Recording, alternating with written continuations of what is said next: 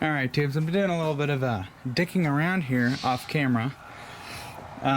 So, you know that our alternator is pretty much shot, but guess what? I had parts to make a 3G. Fit in here, I had the 3G alternator from the Explorer. It was a big case 135 amp alternator. I was a little skeptical with it because the Explorer was having some weird pulsating light stuff going on, and I thought it was the alternator, but it just turns out that thing was a piece of shit.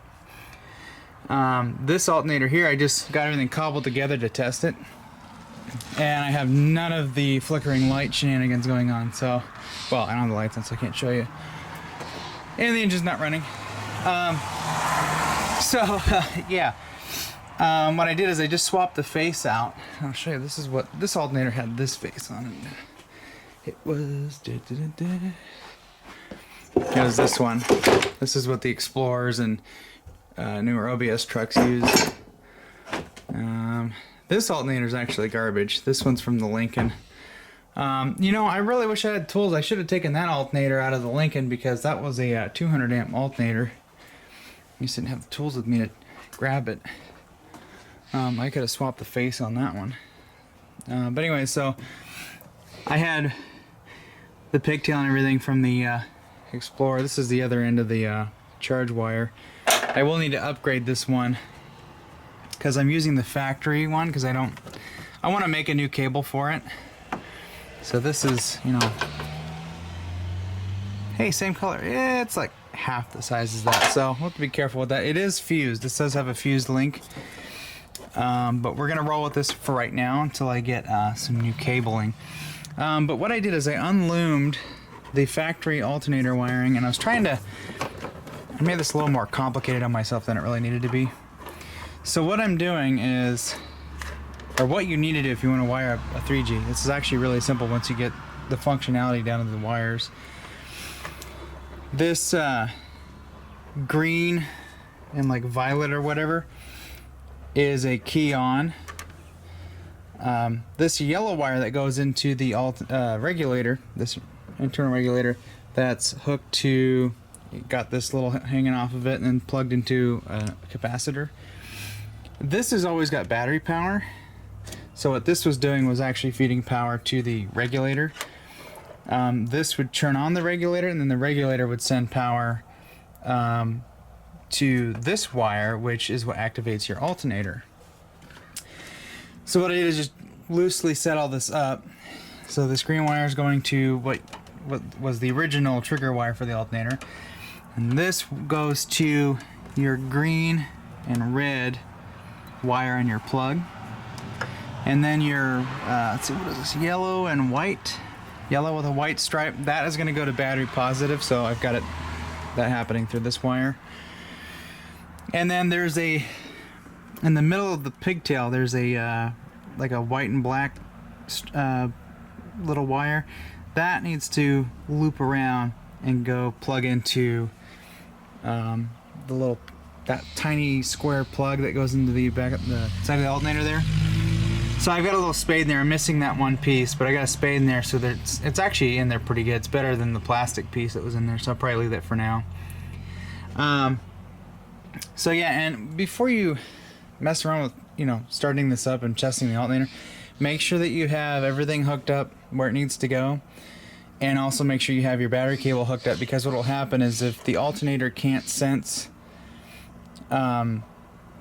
you know, the actual battery, what will happen is it will go to full voltage, and this freaking thing put out 42 volts because I was trying to test it before I hooked anything up and make sure I had it right.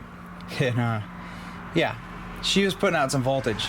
So just make sure, you know, hook up, you know, everything where it needs to go, and then we're good to go. So I got it running for a little bit. You know, I swapped pulleys out and got it running, and I was making 14.5 to 6 volts steady, with the fan on full blast and the headlights on, sitting here in an idle. And I'm also not hearing that scriggly scraggly noise as much, but I'm almost wondering if I need to, you know, put some new belts in it, because when I rev it, that same noise kind of pops up, but it's not as bad as it was earlier. So I think it's actually a belt that's making that noise. just slipping a little bit. So I'll probably go through and retension the bolts. And I don't even have this in all the way. What I did with this alternator here, I don't think anything really clamps up in here. It just pivots. So it's pivoting off this bolt, and then what actually locks it down and keeps it square is the little bracket down below that, you know, gives you your adjustment. So the belt looks pretty damn good the way it's sitting right now. So the only thing I did do is I took a little spacer. It was probably like 1/8 of an inch spacer, and put it between the alternator and the bracket here, and it got me the right spacing. There was a little washer that went behind the nut on the factory alternator. I took that washer and I put it behind this pulley and spaced it out. If you don't space this pulley out, it rubs against the case. So had to do a little bit of shimming, if you will, and I got it in there pretty good. I mean, it goes right in there. So, alright tubes, I can't remember where we left off. Got this thing all buttoned up and whatnot with the new alternator. New alternator's working great. But during my little shenanigans with the alternator, I had primed the fuel system a couple of times because I was messing with one of the key-on wires, which is actually an ignition wire. So if you touch 12 volts to it, it turns everything on, but turns on the fuel pump for like a second. Well, I did that with a cold engine, and when I went to start it so I could test something with the alternator, this thing would not start. Later, I went and pulled the codes on the computer after it ran for a little bit. Got no codes for the coolant temp sensor or anything like that, so it's not the sensors anymore. It's liking the sensors, and it's good now, but I think we have some injector problems, because when you prime the fuel system like that, it should not flood the engine, and I think that's exactly what it's doing.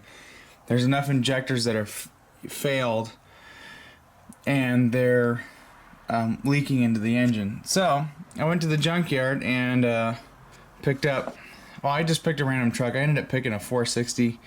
A lot of the 302 trucks that I wanted were kind of bit sketchily set up, and well, I wanted to get 302 Explorer injectors, but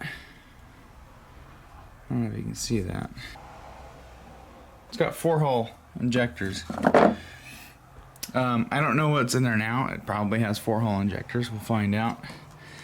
But I got these. This was basically like 30 or 40 bucks for all 8. And you're probably noticing that I found this in an F250 with a 460, and it's freaking got tachometer. Now, I believe these just plug in, because look at that, it comes with the wasp. Yeah, I believe that plugs in because the factory plug, like on my 82, it has a wire in there for the tach. So I think as long as you have the the cluster, she'll work. What I'm gonna do is I'm gonna spend a few minutes cleaning these up. I've checked them and they work great electrically. They're all sealed up. Theoretically, when pressure hits this, these should not allow fuel to go through, and so that should allow that thing to fire up super quick like it was intended to. I gotta take care of that wasp. I think I might be spraying him with some carbon choke cleaner or sucking him out with a vacuum cleaner. So here's the injectors I took out. Junk. Some had some broken tips. And these are single, like 1-hole, single pinhole or whatever you want to call it. Got these 4-hole 460 injectors in here. Listen to it.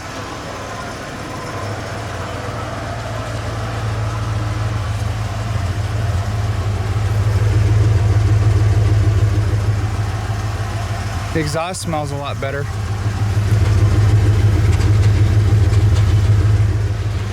It's got a little bit of a gitch, but these injectors were kind of gross smelling when I pulled them out of the 460. And I got my air pump hooked up. I'm just trying to see how clean the exhaust will smell. It fired right up after I shut it off and put the air pump belt back on. I'll probably run that until that belt or that pump seizes up on me, but Sounds like it's got a little bit more of a burble to it.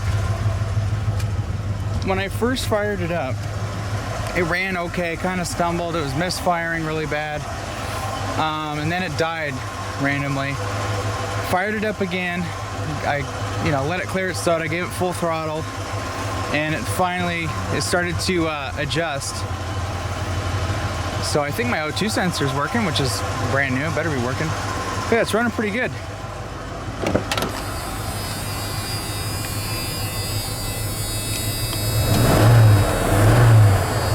When I give it, it's a smooth throttle now. So I actually, it's not. If I go take it for a little cruise, I might go put some gas in it. Actually, I'll probably go put 20 bucks in it.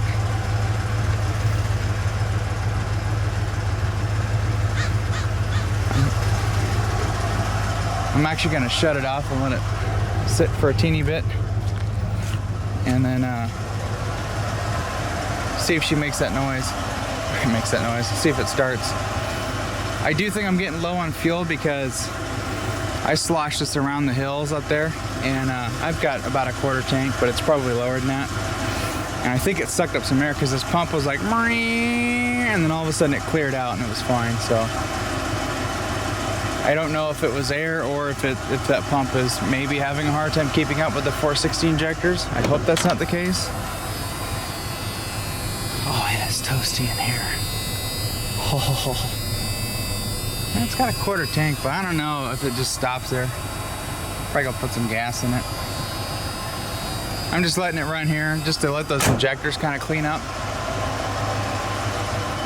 But yeah, that's pretty cool. We'll let that sit. I'm gonna go eat and I'll come back and we'll start it up and see if it starts normally. So you have to think what we got here. We got a Hunter spark plug. Motorcraft spark plug is just one step higher in the heat range. We have new spark plug wires. It's got a newer cap and rotor. See, what else does it have? New engine coolant temp sensor. I'm using the Delphi unit, which it's not squawking about that anymore. It has a, let's see, what was the other one? Air intake temperature sensor. The other one was coked up with shmoo, so it's got a new one in there. We have brand new O2 sensors, so everything is basically at a baseline. The only thing that's a little out of spec is having bigger injectors. So we'll see what happens when this thing sits for a little bit. We come back in a half hour and try and start it, and if it starts up fine, then we know that our injectors were crap. And I'm thinking they are crap because this is running way better now. That actually made a noticeable difference. I would say power-wise, it didn't really change a whole lot, but it did make the throttle response a little bit better. You can rev it now and it's not kind of gnarly sounding, so I can't believe that stayed on there. But yeah, I'm gonna go eat something and then we'll be back in a half hour. Okay, just went and started it. Started kind of weird, but I gave it another crank and it fired up. Yeah, I mean, I think it's as good as it's gonna get. I'm gonna give it about an hour and try it again and see if it starts up. I mean, as long as it doesn't sit there and go crank it, and then after you give it full throttle, then it starts. You know, if it stops doing that, I'll live with that. All right, tubes. Let's see. Do I have a new headlight switch we need to put in? Get off of there. Should have snagged some not factory knobs from the Junkyard. These have a little tab.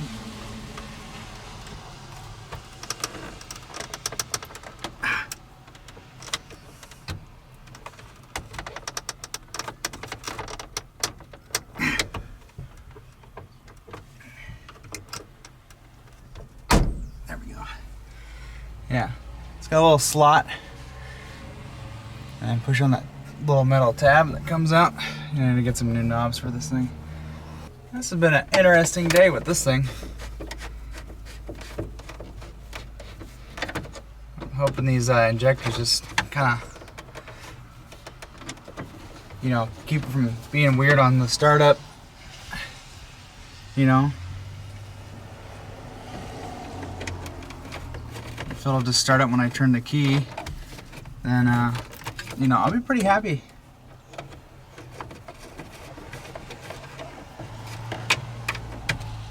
Someone's been in here before. I still have that scriggly scraggly noise in this thing. I don't know what it is. I'm at that point where we need to get underneath of it, pull the access cover off of it, and see if it's not a torque converter bolt or something hitting something.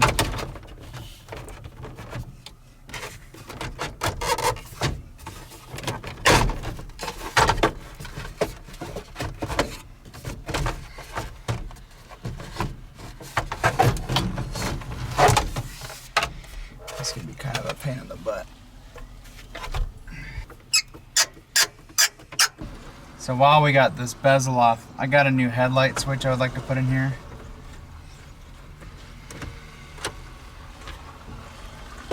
So we'll do that. This one's a little crusty, so the cluster lights don't work 100%. And it's kind of annoying, especially when you're driving at night. You're like, I can't see.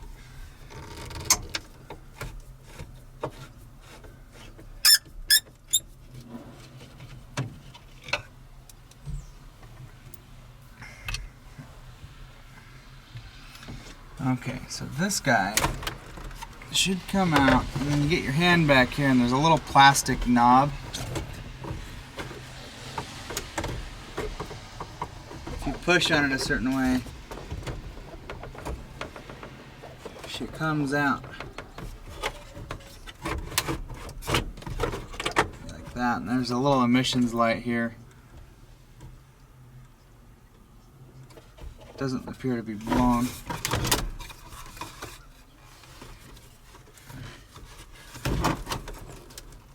And then you got the pigtail in the back. Oh. This broke. We'll have to find a...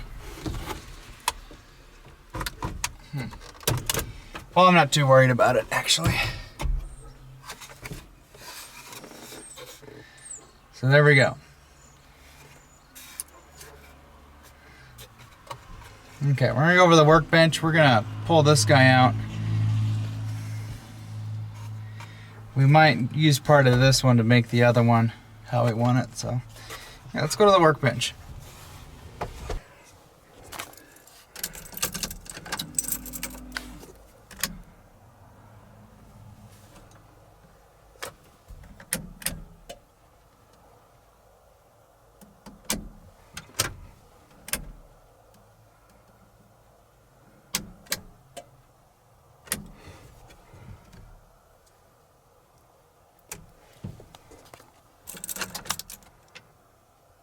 I wonder if those lights are burnt out.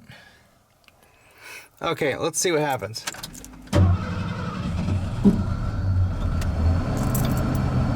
That wasn't too bad. Tachometer works.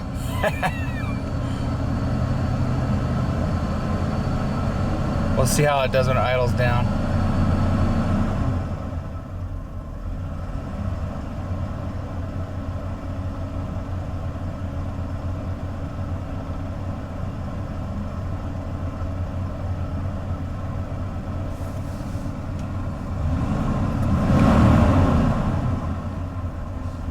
I like that tachometer works.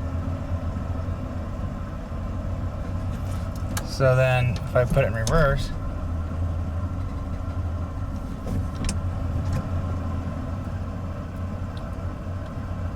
yeah, it's coming down. She's just getting acclimated.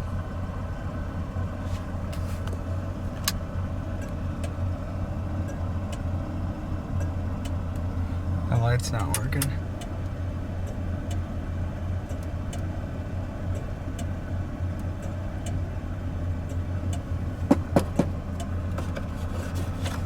It could be a bad bulb.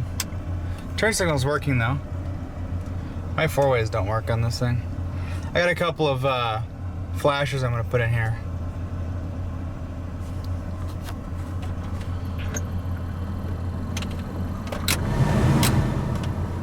Charge is not working. I think I'm gonna take this one out of the other one. I might actually swap all of the gauges from the other one and put it in here, leaving everything. Basically, we'll swap everything, but you know, that's gonna stay obviously, and then that will remain, and then these other 4 plus this indicator will remove. So this thing's starting up okay now. I think that injector deal was definitely a problem. So, I mean, it's kind of weird when it starts up. You know, this thing hasn't even really driven properly. This needs to be driven around, and yeah, the computer's been cleared a few times, so it's still learning. So, yeah, we need to drive this thing around a little bit, but it's starting up a lot better. I mean, I can let it sit, come back, start it, and not go so yeah. So we're probably sitting around 900.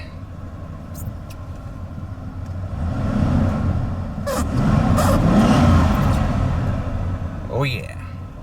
That's so nice to have a tack. Literally just swap it in.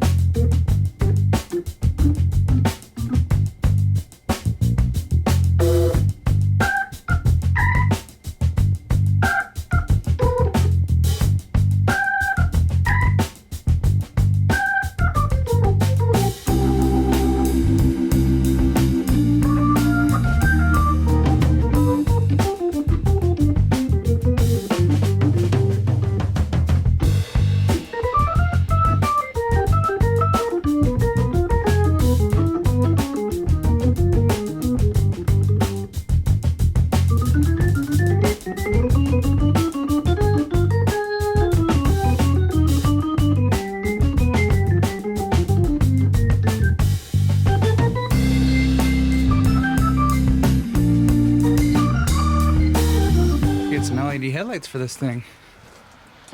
I think I just got lucky. It looks like they're all lit.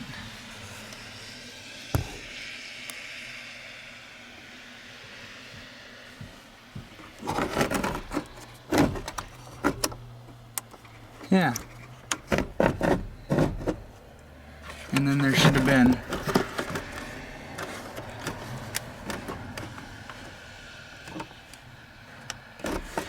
that one's working. Yeah, they're all working.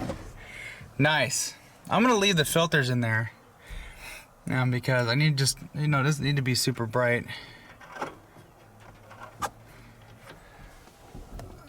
They do dim.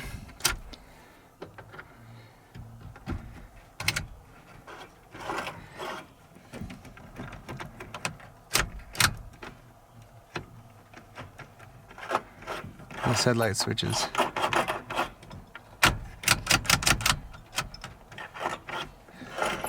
Garbage.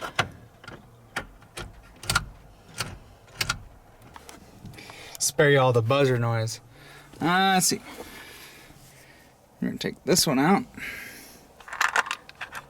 and pop one of these in there. Let's see if that works. Okay, I got a nice bright LED in there. It's pretty slow still. You're like, ah, shit.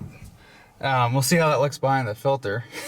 I got that to work. I got a couple flashes I'm gonna throw in there too. Yeah, so that'll be one thing we're gonna take care of. I do want to replace the headlight switch though. Okay, so all the bulbs are working. Let's see. I have 3 more LEDs I can throw in here. Yeah,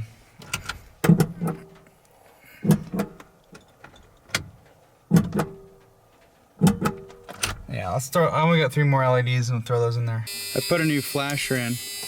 Yeah, there we go, we're back to normal.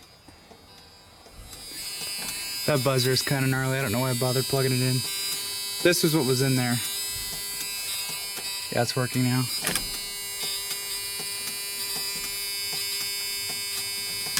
I might try and put an incandescent back in there and see if it comes back on. I think this flasher was just junk. I'll do that real quick. But I still need the 3 LEDs. Okay, so the only bulbs I'm not getting, no matter where I put those, is the brake, or the fasten seatbelt and the brake.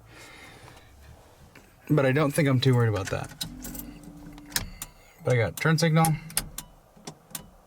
that, high beam light, kind of the important stuff.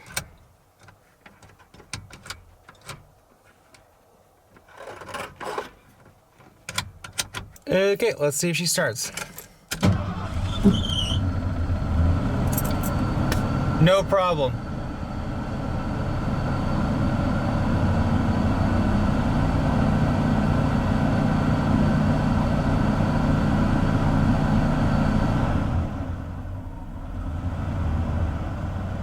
And it would always do that with the old injectors. Now it's gonna kind of warm up a little bit, and then once she gets nice and cozy, then she hops back down. And our charge gauge is working. Sweet! Sweet! Everything's working. Replace this headlight switch, we'll have everything else working. Do with that 135 amp alternator, that 3G alternator. I got the fan on full blast. Now I got it on full blast. Sitting here, lights on. Not a problem. Cool, almost everything's working. We just need to replace the headlight switch that I've said about 1,500 times.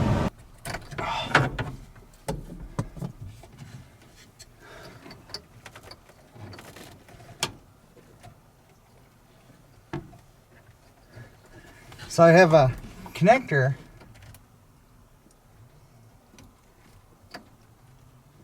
that just pulled through, but I was able to push it back in. Wow! Oh.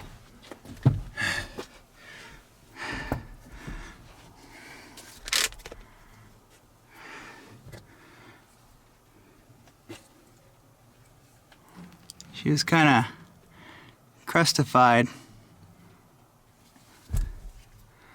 So I'll go pop this one back in. And we should be good to go.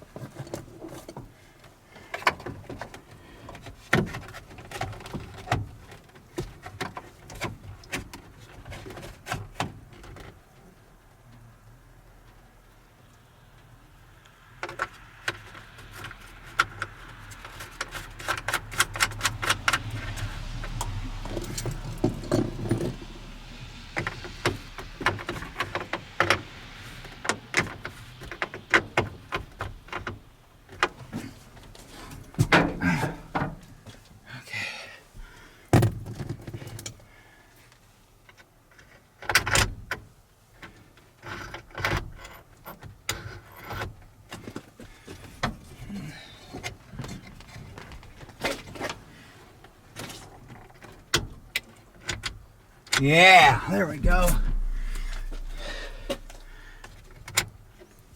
Look at those dash lights. Yeah, let's turn this off.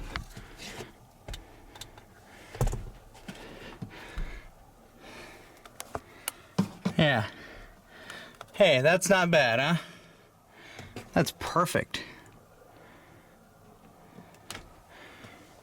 And then running lights, headlights. There we go. I also have a new dimmer switch. Let's go look at this under light. This was not good. Look at that, just corrosion, green crusties. Yeah, garbage. Cool. All right, tubes. I think I'm gonna call it for tonight.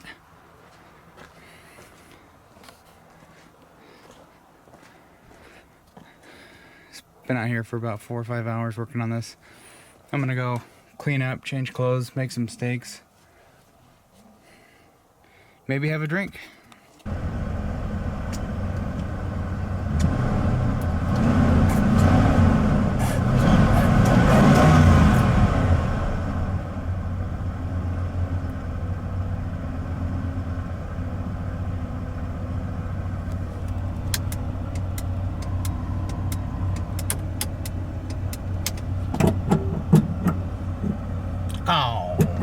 Oh wait.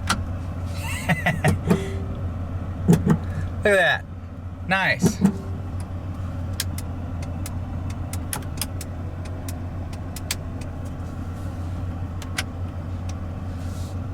Sweet.